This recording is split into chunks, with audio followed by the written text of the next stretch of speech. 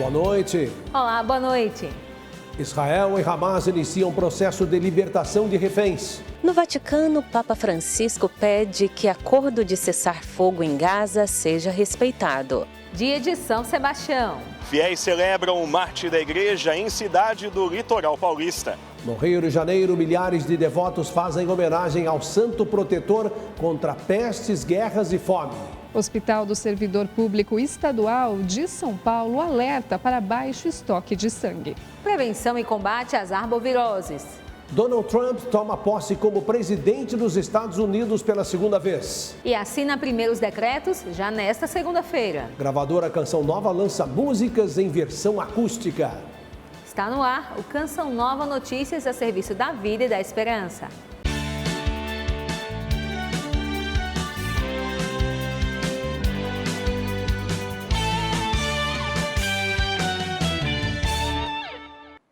O Papa Francisco refletiu sobre o Evangelho da liturgia dominical que relata o primeiro milagre de Jesus, destacando os temas da carência e da superabundância. Durante seu pronunciamento, o Santo Padre fez ainda um apelo em favor da paz, mencionando o cessar-fogo iniciado em Gaza. Durante o Ângelus, o Papa Francisco expressou gratidão a todos os mediadores de paz pelo cessar-fogo em Gaza. E também agradeço a todas as partes envolvidas por esse importante resultado.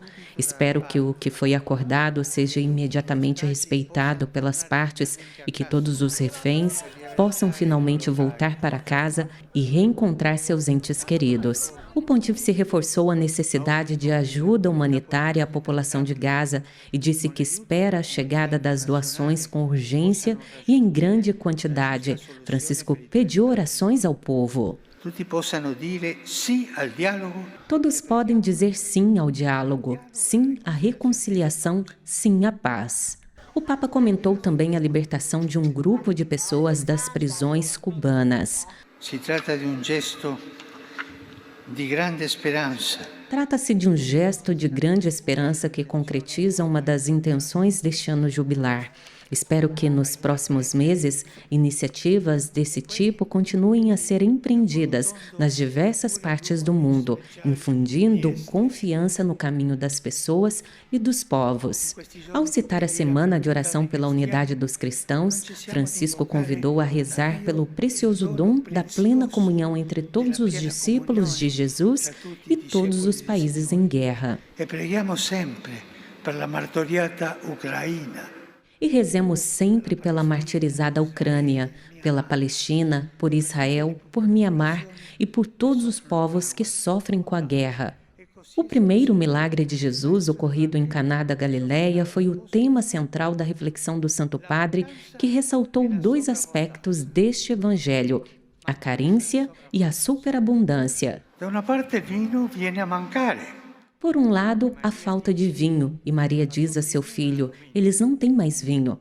Por outro lado, Jesus intervém mandando encher 6 grandes jarras e, no final, o vinho é tão abundante e requintado que o mestre do banquete elogia. O Santo Padre disse que no banquete de nossa vida, às vezes, falta o vinho. E isso acontece quando as preocupações nos afligem, os medos nos assaltam, as forças perturbadoras do mal nos tiram o gosto da vida, a embriaguez da alegria e o sabor da esperança. Uma contradição. Parece uma contradição. Quanto mais faltas temos, maior é a superabundância do Senhor, porque Deus quer fazer festa conosco, uma festa que nunca termina. Ao final, o Papa fez um convite aos fiéis e peregrinos. Preghiamo allora la Vergine.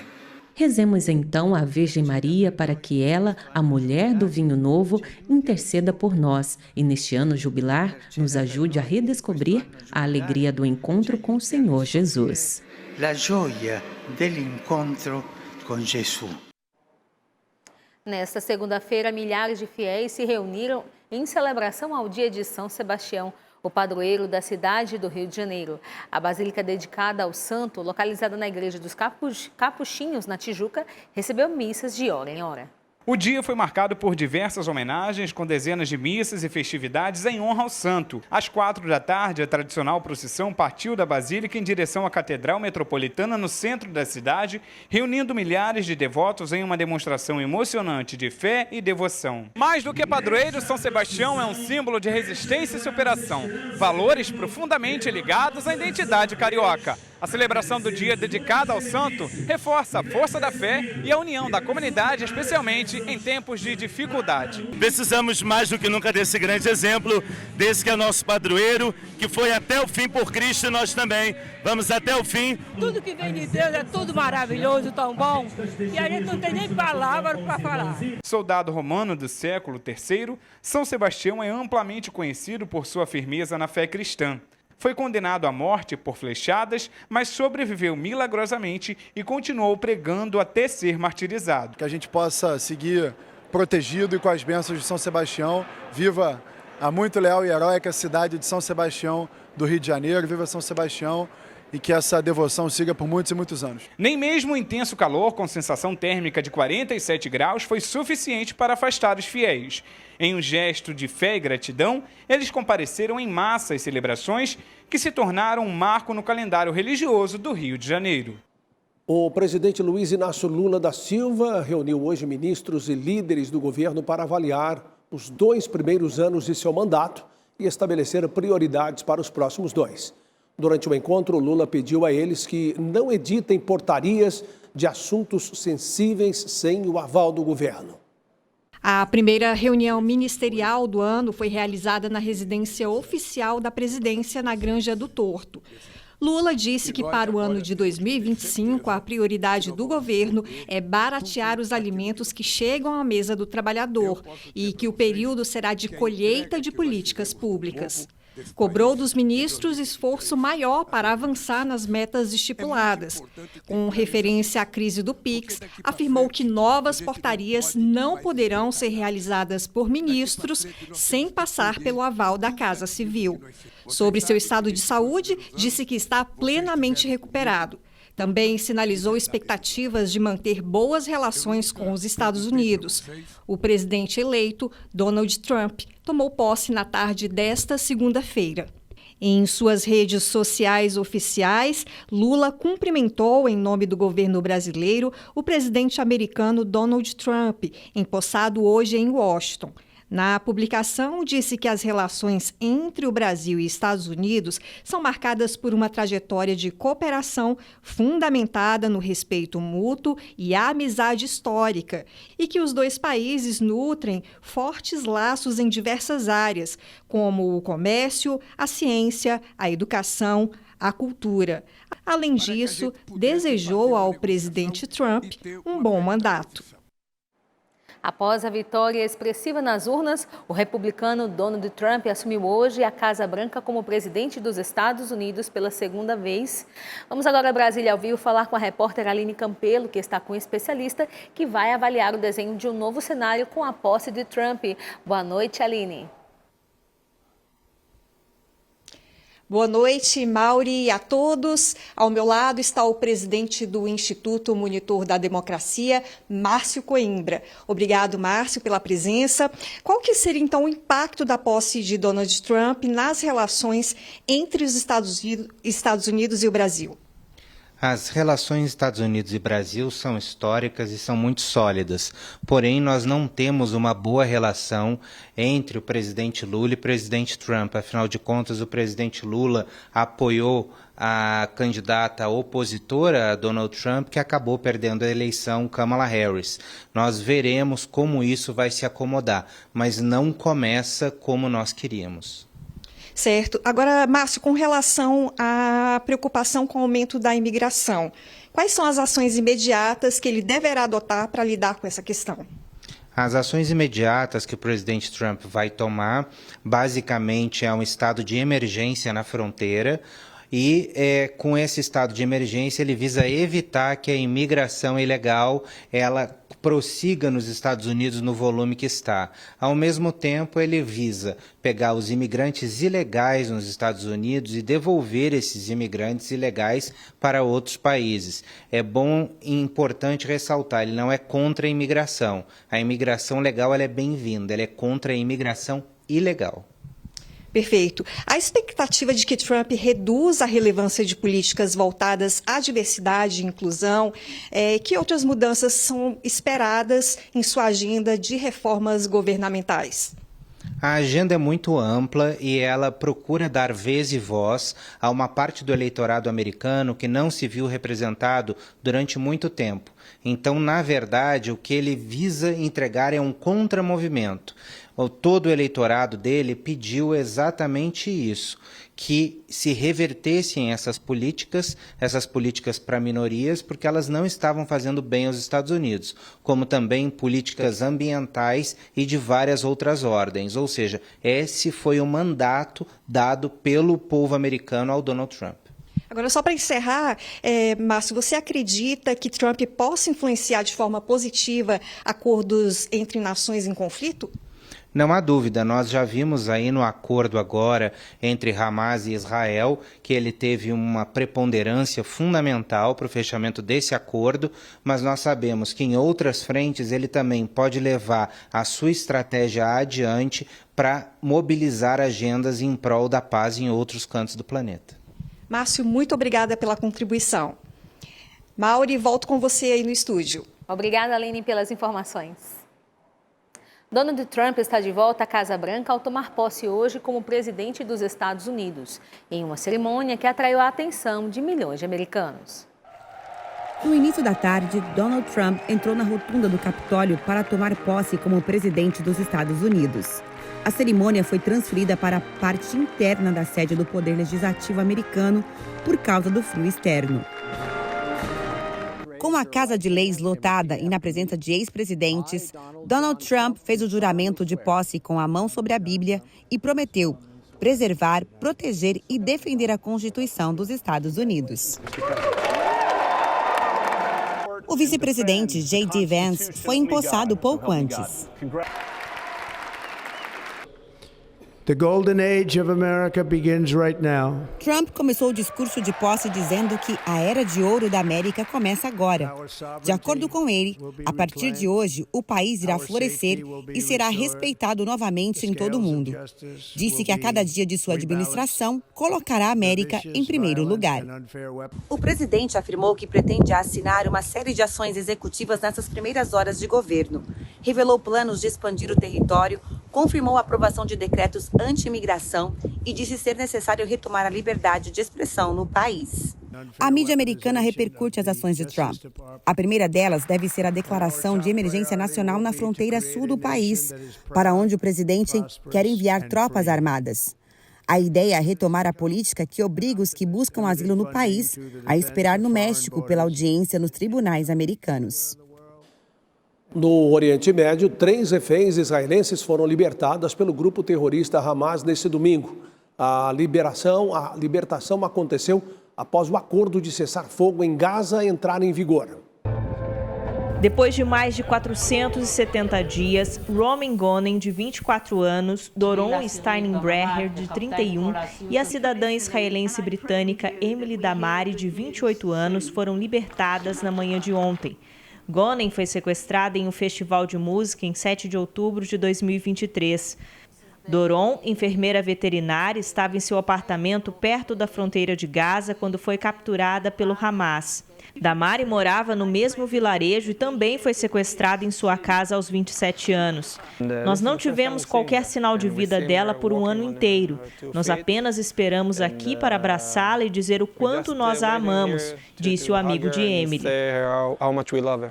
A libertação das 3 mulheres faz parte da primeira etapa do acordo de cessar-fogo em Gaza negociado com Israel. Segundo o governo israelense, a expectativa é que 3 a 4 reféns mantidos em Gaza sejam liberados a cada semana. Em troca, Israel vai libertar cerca de 90 prisioneiros palestinos.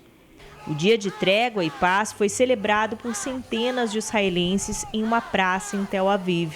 A esperança é que o episódio represente o início de um período de tranquilidade em meio a tanto sofrimento. It's a beautiful day. Depois de tanto tempo, chegamos a esse dia lindo. Há 3 jovens voltando para casa. É emocionante. E então, quando essa porta se abre, ela não deve fechar. Devemos deixar todos os reféns voltarem para casa, para suas famílias. As emendas parlamentares já correspondem a quase 80% da verba de alguns ministérios. Com o orçamento federal ainda mais apertado, os recursos indicados por deputados e senadores podem limitar a execução de políticas públicas importantes. Em 2024, o governo teve à disposição cerca de 200 bilhões de reais para investimentos, recursos para programas de governo, construção de pontes, escolas e hospitais. Desse total, 51 bilhões são de emendas parlamentares de livre indicação por deputados e senadores. O Brasil permite a execução de 3 tipos de emendas: emendas individuais, emendas de bancada e emendas de comissão. As emendas são impositivas, ou seja, o governo é obrigado a liberar o pagamento das indicações. Os recursos são utilizados como meio de negociação entre o Executivo e o Legislativo, além de manter a base de apoio eleitoral de deputados e senadores nos estados. O problema é a quantidade dos recursos. Em alguns casos, as emendas parlamentares representam quase a totalidade dos recursos destinados para o funcionamento de determinado ministério, por exemplo. De acordo com dados do Sistema Integrado de Planejamento e Orçamento do Governo Federal, 74% do orçamento do Ministério do Esporte foi composto por emendas parlamentares. O especialista em orçamento público explica que a destinação direta dos parlamentares afeta a continuidade de programas públicos importantes. A política pública que tem lá definida, que o governo definiu, fez o planejamento, uma política pública que vem desde 98, ela parou de receber dinheiro. Por exemplo, se a gente pegar o caso do Ministério do Trabalho. O Ministério do Trabalho tem um programa de qualificação profissional, há muitos anos.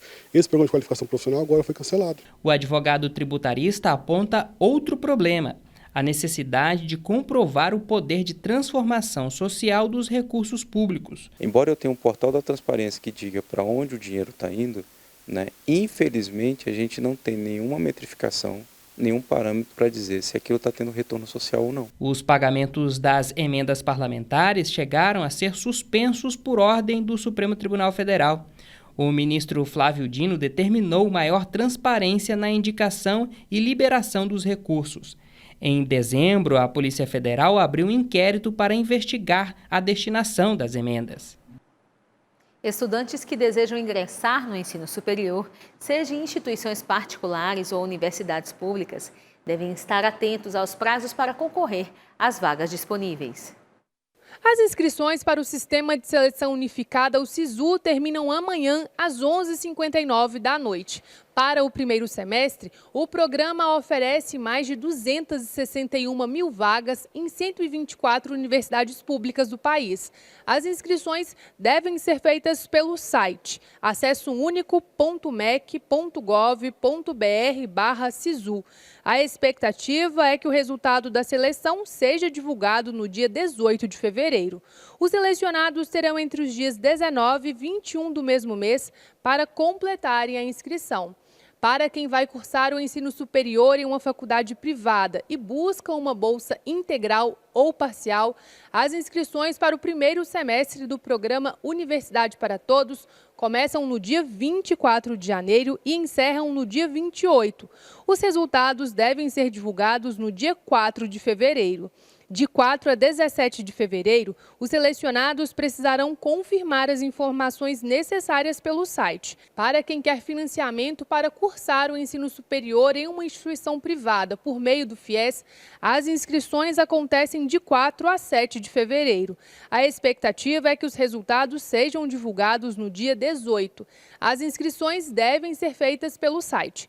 De Belo Horizonte, Monize Amorim para o Canção Nova Notícias. O Hospital do Servidor Público Estadual de São Paulo enfrenta uma situação crítica em seus estoques de sangue.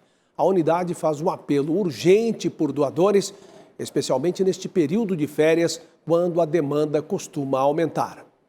Há mais de 20 anos, seu José Paulo é um exemplo de solidariedade, dedicando-se à doação de sangue. Na manhã de hoje, chegou cedo ao Hospital do Servidor Público Estadual de São Paulo para mais uma doação, depois de receber o alerta sobre estoques muito baixos. E se você precisar, um parente seu precisar, você gostaria de ter, né?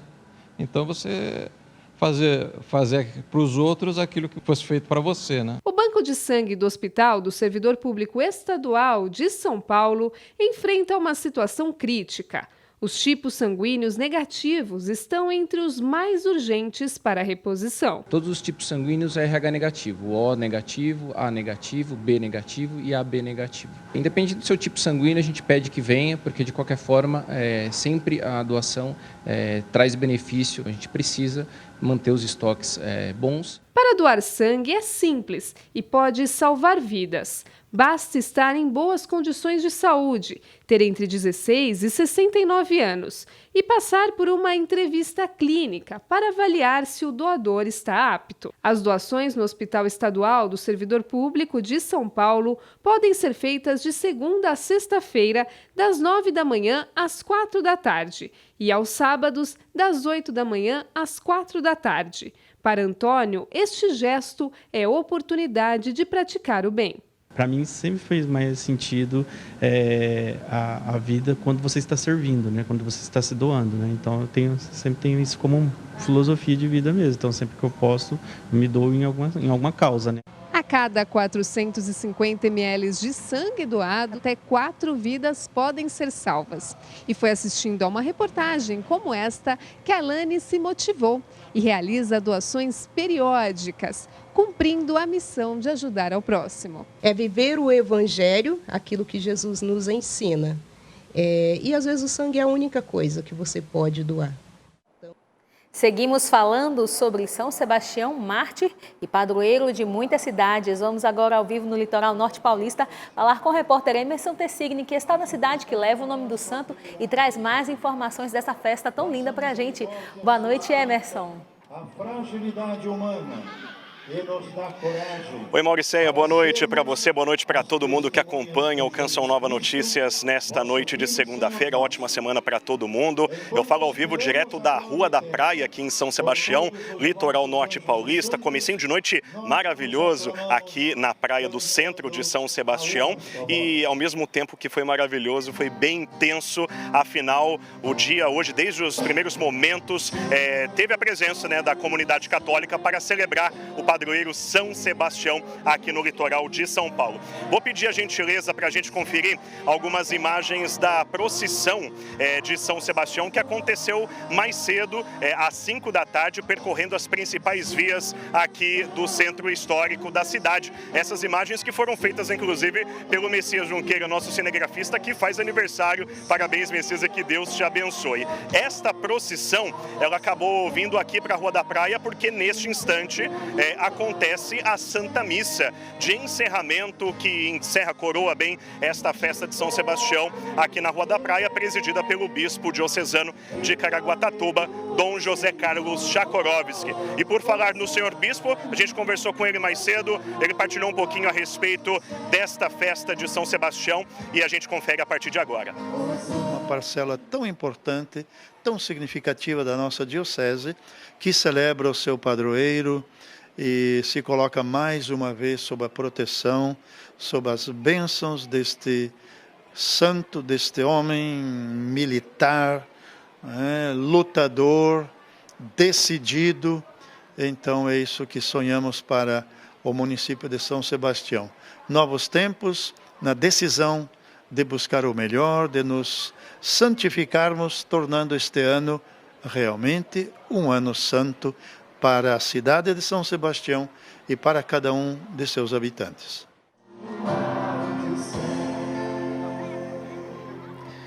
Muito bem, então a mensagem do bispo diocesano de Caraguatatuba, Dom José Carlos Chakorovski. Bom, Mauro, eu volto ainda nessa edição do Canção Nova Notícias com mais informações desta festa de São Sebastião, direto do litoral norte de São Paulo. Até já! Os próximos dias serão de muito calor e fortes chuvas em vários pontos do país. Na semana passada, o estado de Santa Catarina sofreu com os temporais que causaram transtornos e deixaram 13 cidades em situação de emergência. Mais de 800 pessoas ficaram desabrigadas e uma perdeu a vida. Depois de alguns dias de sol, a chuva forte retorna hoje a Santa Catarina devido a um ciclone associado a uma frente fria. A chance de destelhamentos, quedas de árvores, danos na rede elétrica e alagamentos. A Defesa Civil recomenda que a população esteja atenta. Inclusive, amanhã em Florianópolis, o dia vai ser de chuva e vai fazer mínima de 23 e máxima de 29 graus. Essa chuva pode vir com força no estado paranaense, como se vê nessa área de cor verde escura do mapa. No Rio Grande do Sul, pode ter pancadas de chuva no litoral e na Serra Gaúcha, e as temperaturas ficam elevadas por lá. No Sudeste, o dia vai ser abafado e com pancadas de chuva em São Paulo. Chove também no Sul e no Norte de Minas Gerais, no Rio de Janeiro e parte do Espírito Santo. Vamos agora para o Nordeste, onde vai ter pancadas de chuva a qualquer hora sobre o Maranhão, Piauí, Oeste e Norte da Bahia. No Centro-Oeste vai ter chuva em todos os estados, assim como no Norte do país, onde o destaque é o estado do Amapá, onde há perigo de chuva volumosa amanhã. E como eu falei, na maior parte do Brasil vai ter calorão. Vamos às máximas em algumas capitais. Vai fazer máxima de 30 graus em Manaus, 31 em Rio Branco, 33 em Salvador e máxima de 34 graus na capital, São Paulo. Vamos fazer conexão mais uma vez com a cidade de São Sebastião, no litoral norte paulista, que está em festa nesta segunda-feira. Emerson Tersigni está lá. Tersigni, boa noite para você. Tem programação após a missa nesta noite aí em São Sebastião? A paz e a salvação ao mundo inteiro. Confirmai na fé. Oi, Reinaldo, bom estar de volta aqui no Canção Nova Notícias com informações atualizadas da festa de São Sebastião. Daqui a pouquinho, às 8 da noite, logo depois da Santa Missa, nós teremos duas apresentações musicais. A Flora, que é um show infantil voltado para a evangelização das crianças, às 8 da noite, e às 9 horas, show com a comunidade católica Colo de Deus no palco da Rua da Praia, aqui em São Sebastião. Então, o dia festivo será encerrado com muita música aqui no litoral de São Paulo. E agora a gente vai conferir uma reportagem que eu e o Messias Junqueira, nosso cinegrafista, fizemos mais cedo a respeito desta festa tão bonita dedicado ao glorioso mártir São Sebastião. Vamos acompanhar. Paróquia São Sebastião, patrimônio da fé no litoral de São Paulo desde 1603. O dia começou cedo por aqui. A primeira missa foi celebrada às 8 da manhã. Povo bem disposto para celebrar o Santo Padroeiro. Sempre venho para cá quando eu tenho oportunidade para passar uns dias na casa da minha irmã, mas procuro sempre vir na época da festa de São Sebastião. Missa que é marcada pela descida da imagem histórica do glorioso mártir para ficar junto do povo que tanto o ama. E ela fica o ano todo, no altar central, para lembrar que ele é o nosso intercessor, para lembrar que ele viveu a vida de Cristo, para lembrar que ele é o nosso protetor. 20 de janeiro também é dia de atualizar a fidelidade até o fim no serviço à igreja. Muitos falam que o ano começa no dia 1, mas para nós mesmo, católicos da Paróquia São Sebastião, inicia no dia 20. É aqui que eu busco forças, é aqui que eu consegui chegar nesses 60 anos. Através da força da Eucaristia e da intercessão de São Sebastião. Após a Santa Missa, é hora de percorrer as principais ruas do Centro Histórico de São Sebastião para louvar e agradecer a Deus por este santo padroeiro celebrado nesta segunda-feira.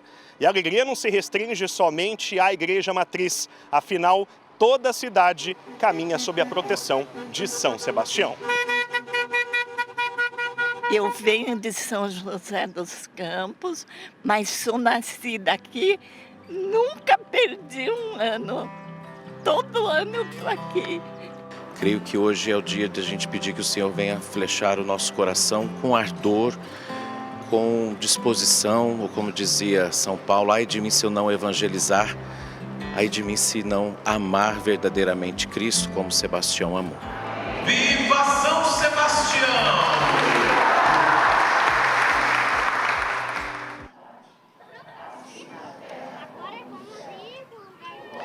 Muito bem, então foi esta reportagem que fizemos, eu e o Messias Junqueira, acompanhando esse dia 20 de janeiro, muito especial, aqui em São Sebastião, no litoral de São Paulo. E o mais bonito é saber que São Sebastião é padroeiro de tantas outras cidades do nosso país, como é o caso da capital fluminense, o Rio de Janeiro. Então é muito bom saber que tem muitas cidades contando com a intercessão deste santo padroeiro. Que as flechas, então, que atingiram o coração de São Sebastião reforce essa necessidade para que nós também sejamos fiéis missionários do Senhor, sejamos flechados no bom sentido da palavra para seguirmos evangelizando.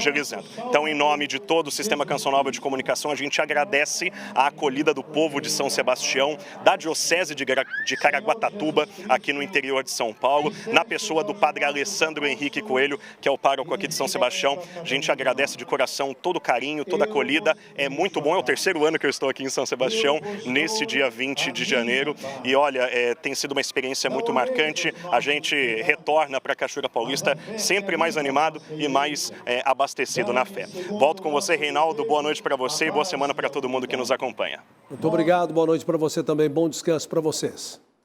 Olha, com o apoio de sócios e benfeitores, a Canção Nova promove a evangelização pelo Brasil e o mundo. São diferentes credos, raças e culturas que recebem a mensagem da igreja por este sistema de comunicação. Vejam só, nós estamos com 57% de nossa meta na campanha do projeto Dai-me Almas de janeiro. Seja um evangelizador conosco. Acesse clube.cançãonova.com, vá lá, faça a sua doação ou, se preferir, doe pelo Pix com a chave pix.doação@cançãonova.com e obrigado por sua fidelidade e comprometimento. Instrumentos de percussão, músicos e profissionais da voz se unem em um projeto que busca resgatar a história musical católica em formato acústico. O trabalho apresenta músicas e orações como conteúdo exclusivo produzido pela gravadora Canção Nova.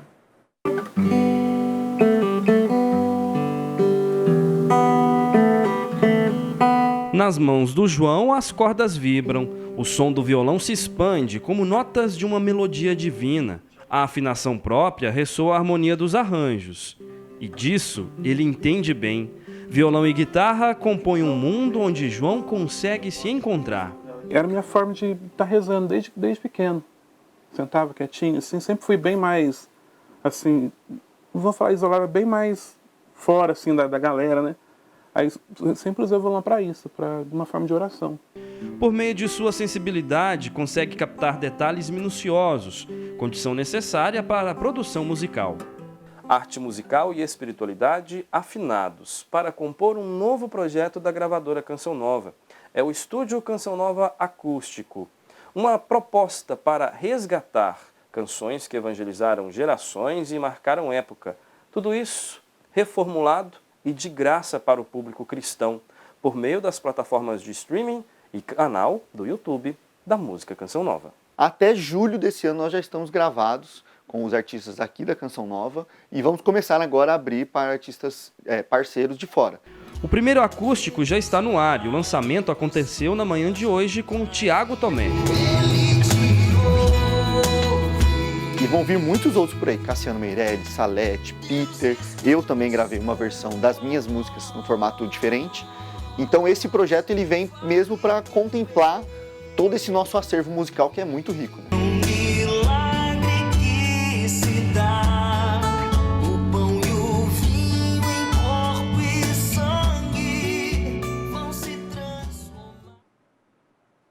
Assista a seguir a transmissão da Santa Missa direto de São Paulo. Às 9 tem Buscai as Coisas do Alto e às 10 a Revolução Jesus. Uma ótima noite e até amanhã. Boa noite, paz para você.